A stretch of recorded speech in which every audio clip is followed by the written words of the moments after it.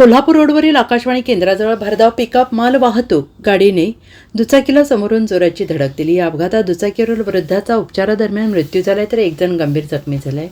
भिवास सावबा टकले वय वर्ष 65 राहणार वाघमोडे नगर कोपवाड असं मृताचं नाव असून राजेंद्र भूपाल कांबळे वय वर्ष 45 राहणार कोपवाड हे गंभीर जखमी झालेले आहेत आणि सदरचा अपघात हा शनिवार दिनांक 8 मार्च रोजी पहाटे 3:30 वाजण्याच्या सुमारास झालेला आहे। या प्रकरणी पोलिसांनी चालक अजय माने याच्या विरोधात गुन्हा दाखल केलेला आहे। याबाबत अधिक माहिती अशी की मृत भिवाट टकले आणि जखमी राजेंद्र कांबळे हे दोघेजण कोपवाड परिसरात आपल्या कुटुंबियांसह राहतात आणि शनिवारी दोघेजण कामानिमित्त जयसिंगपूर येथे गेले होते।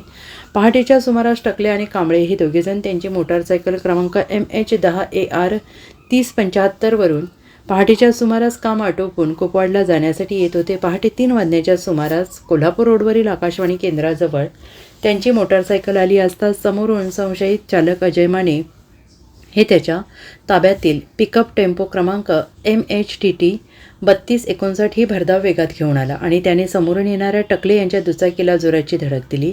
या अपघातात टकले आणि कांबळे दोघेजण गंभीर जखमी झाले। जखमींना तातडीनं उपचारासाठी दाखल करण्यात आलं आणि या ठिकाणी उपचार सुरू असताना टकले यांचा मृत्यू झाला। या अपघातात भिवा टकले यांनी सांगली शहर पोलीस ठाण्यात फिर्याद दिलेली होती आणि त्यांच्या फिर्यादीवरून पोलिसांनी संशयित चालक अजय माने याच्या विरोधात गुन्हा दाखल केला आहे।